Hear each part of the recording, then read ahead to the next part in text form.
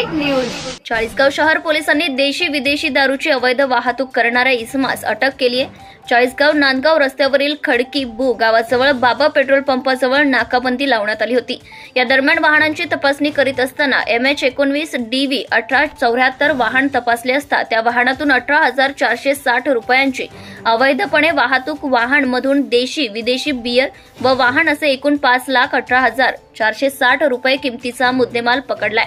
ही कारवाई वरिष्ठ अधिकारी यांच्या मार्गदर्शनाखाली पोलीस निरीक्षक संदीप पाटील, पोलीस कर्मचारी योगेश बेलदार, नितेश पाटील, पंढरीनाथ पवार, निलेश पाटील, कल्पेश पगारे, महेंद्र सूर्यवंशी यांनी ही कारवाई केली आहे।